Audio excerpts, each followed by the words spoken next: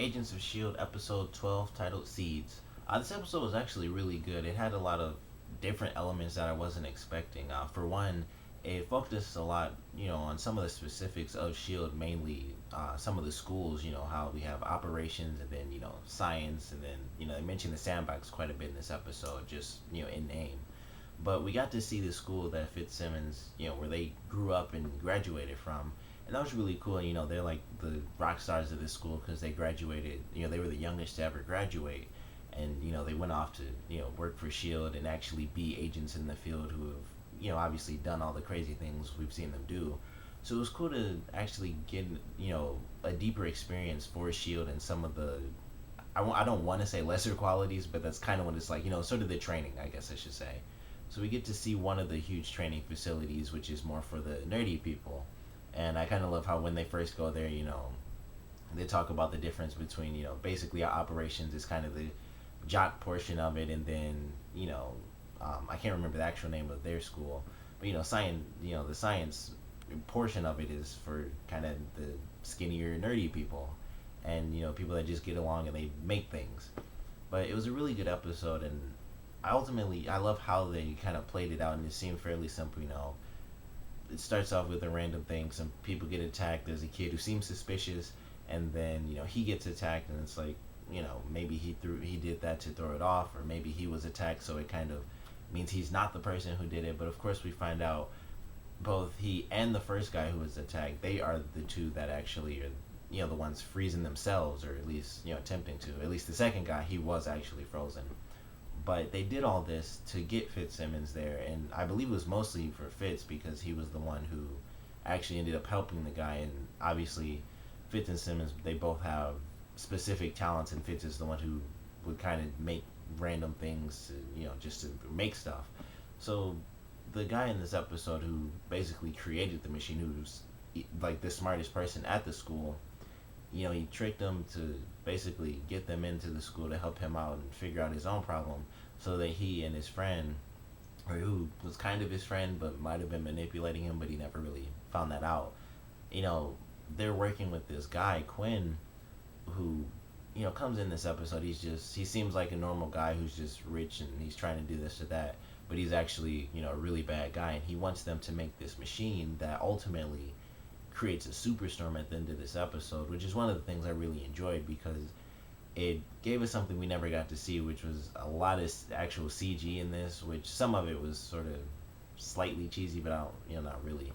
But we got to see like an insane superstorm that was, they have to fly into the eye of the storm at the end of this episode, and the two guys have to figure out, we have to reverse this because we're gonna not only kill ourselves, but we'll kill a ton of other people, and obviously we can't make money off of anything if we get killed off. And one of the guys ends up dying, and one of my favorite things about this episode is the way it ended. And that's the guy who lives, who ultimately had the regret of making this machine and tricking Fitz and all of these problems. He ends up with superpowers, and he basically has ice powers now.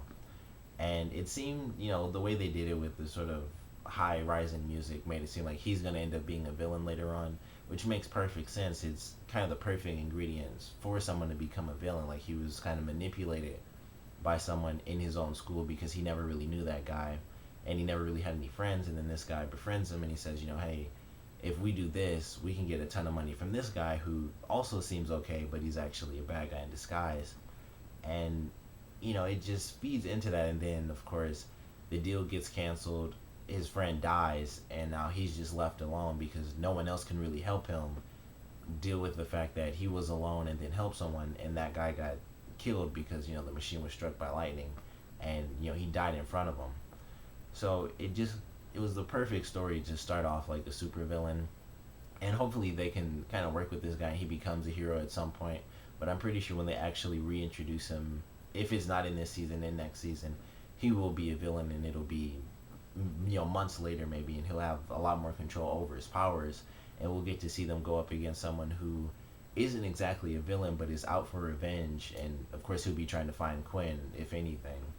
So it'll be exciting to see how that storyline kind of plays out. Not to mention the fact that in the end of this episode, Quinn basically reveals that he knows the clairvoyant, which I didn't expect at all. I kind of thought this was its own thing, but they really, they threw it in at the last minute, which kind of shows how important the clairvoyant is and how big Centipede is in this show. And I feel like it's gonna have to be more than just this season. But they threw that in, and it shows the clairvoyant is a really special character, and they're still interested in Coulson, and he can still see things from Coulson. Obviously, he's clairvoyant, so he can kind of see the future, but they're still interested in Coulson, and he took the time to tell this guy, like, when Coulson calls you, tell him I said hi. So I'm really excited to see more of the clairvoyant, or some of the clairvoyant technically. But I think it's really cool that they threw that in there, and they kind of tied it in with some of the bigger things that have happened in the last two episodes. Unfortunately, we have to wait until February 2nd for the next episode, but it seems like it's going to be really cool. Stan Lee's going to be in it, which should be great. And they teased that it would be a ending, the last scene of it, or last act, would change the rest of the series. So I'm curious if someone does actually die, or what happens. But I'm excited for that for sure. And something else they did in this episode, of course, is Coulson and May go out to they go out to actually find out what did happen to Skye, and what is her history. They obviously knew that the person that died, the woman that died, wasn't actually Skye's mom, but they knew she was someone important. She died to keep her alive. Why did she do that? Who can we actually find? Who can give us some information? And so they find this guy, and he tells them everything. And apparently Skye kind of has powers, but they're probably latent abilities, which is just a typical thing in just any superpower universe. People have powers, and they just don't know. So it'll be exciting to see what type of power she has, if any, or if it was some sort of fluke where it could have been the person that was coming after them.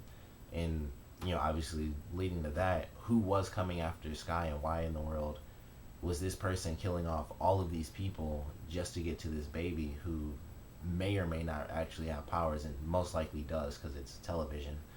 But who is this person that's coming after her? I'm really excited to figure that out. And obviously now she knows the truth, and Coulson told her.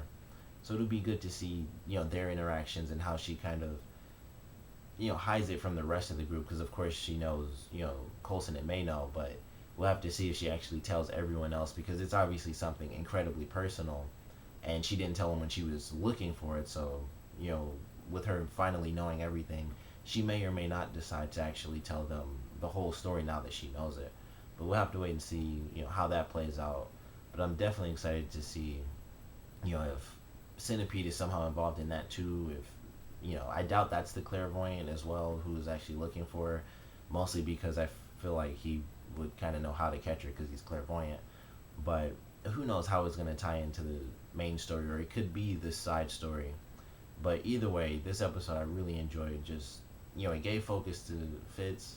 It gave more story, or a little bit more, I guess more canon really to the universe of Shield. And we got to see the school. It gave us sort of an explanation of what happened with Skye. I mean, it was flat out an explanation aside from who it was. So that's obviously the big question now, as far as her storyline, who was searching for her. But it was a great episode, and like I said, the cliffhangers. Clairvoyant's still interested in Coulson. Possible supervillain. He could easily just come back and just be a good guy, but I'm pretty sure. Once again, because it's television, the things that happen in this episode just scream this guy's gonna come back as a supervillain, or at least an anti-hero, because like I said, he's gonna be looking for revenge against Quinn, who is really famous. So he'll be able to find a way to get to him at some point, because he'll be like, okay, he's here for this amount of time for some random event, and then Shield will have to step in and keep this guy, or keep kind of this teenager from turning into a supervillain like everybody else. So I'm excited to see where all these little storylines go that they kind of dropped in. And like I said, I'm really glad that they did give us the explanation of what happened to Skye. It was a great side story to the main story, although it could have easily been the main story because it was so interesting to some of the things they noted. But comment below, let me know what you guys saw this episode, favorite parts, least favorite parts. With some of the things that happened in this episode, I want to ask you guys, what are you most excited to find out now? Because we've gotten the answer finally in the last episode. What was the deal with Coulson?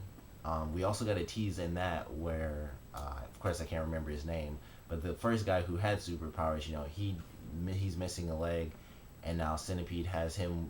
They put the fake eye in his head, and then some of the things they dropped in this, the clairvoyant is still really interested in Coulson. I'm sure the lady in the flower dress is gonna get out of prison somehow, and then of course the superpower kid.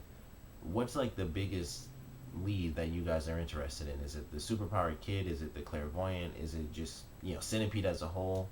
What do you guys want to see answered?